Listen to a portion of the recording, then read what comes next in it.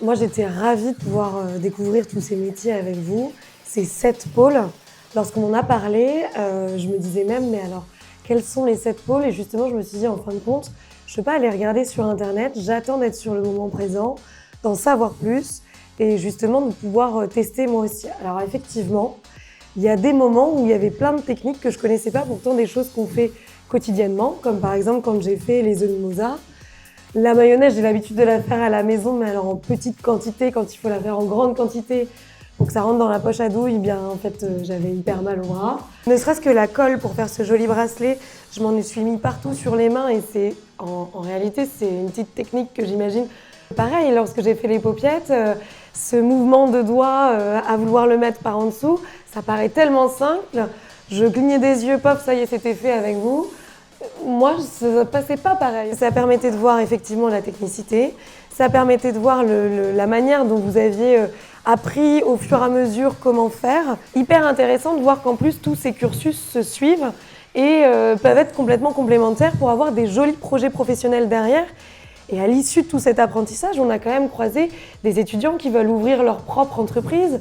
Et c'est chouette en fait, parce qu'ils vont arriver dans le milieu professionnel en ayant plus de connaissances et surtout en ayant une connaissance du terrain et une maîtrise qui est parfois plus complète que ce que l'on peut voir juste en cours. Vous apprenez à faire ce que vous ferez demain dans votre propre corps de métier. Ça, c'est chouette. Dans tout, en fait, on a des contraintes. Vous n'arriverez jamais à trouver un corps de métier ou une passion qui n'aura jamais de contraintes. Tout ne peut pas être rose et tout ne peut pas être que quelque chose d'hyper satisfaisant. Il faut passer par des moments justement d'apprentissage, il faut passer par des défaites, il faut passer par des moments de doute ou des moments de remise en question parce que ça, c'est hyper important aussi. De ne pas partir en terrain conquis en se disant « moi, je sais tout sur tout, de toute façon, ça va bien se passer ». Honnêtement, je suis arrivée, je savais faire une mayonnaise et en réalité, au bout de 30 secondes, je me suis dit « mais en fait, j'y arrive pas ». Et c'est juste en écoutant les autres, en regardant le parcours des autres et en apprenant de chacun, même entre vous, en fait, qui avez le même âge ou la même formation, c'est vous aussi, en fait, qui êtes votre plus grande force, effectivement, de se remettre en question, de se dire je vis de ma passion. Alors ça, c'est la plus belle des choses, effectivement. Tous les métiers de l'artisanat, à mon avis, on le fait par passion, parce qu'on a une vocation, parce qu'on a une envie, parce qu'on aime telle ou telle chose, parce qu'on a rencontré quelqu'un.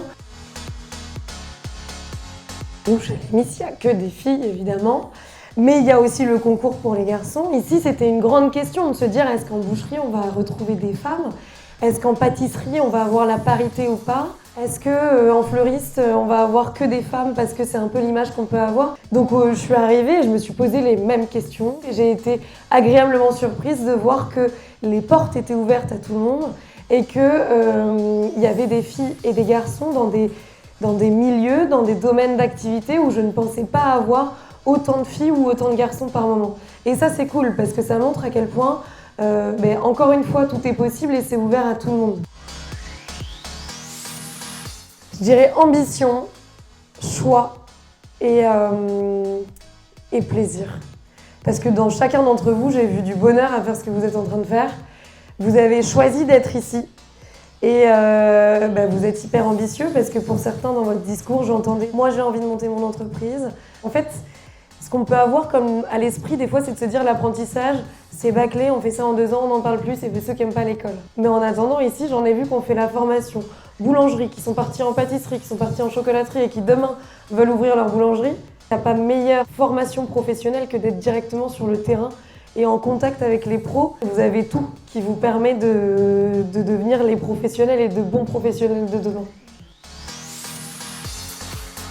Vous avez été, et je vous en remercie, hyper accueillant, hyper chaleureux.